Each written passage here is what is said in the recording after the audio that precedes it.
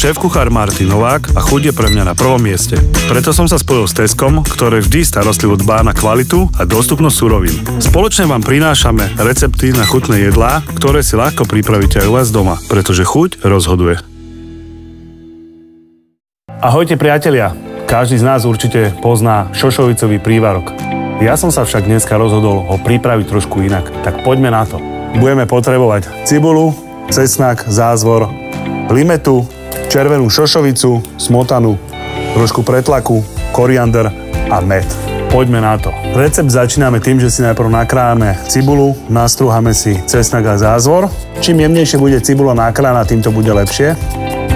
Ona sa nám počas várenia pekne rozvarí. Použijeme olivový olej. Zatiaľ si môžeme nastrúhať cesnak. Tým sa nám bude restovať cibulka s cesnakom. Strúhneme si aj trošku zázvoru. Pridáme trošku paradajkového pretlaku. Ten si dobre opečieme, aby strátil takú ostrú chuť. A pripravíme si med, ktorý tam dáme nakoniec, aby sa nám skaramelizovala cibula, aby sa nám to pekne celé spojilo. Úžasne to voní. A práve teraz pridáme červenú šošovicu, ktorú sme si namočili deň vopred. Je to taký malý fígel, skorej sa nám uvarí.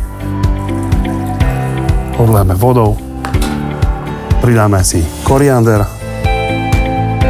a budeme váriť.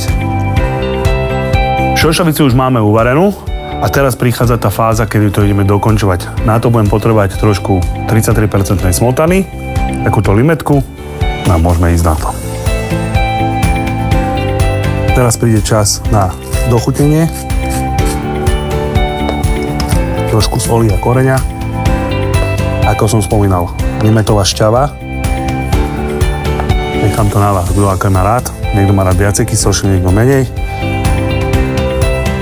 Počkáme, kým sa nám chute spoja a môžeme servírovať.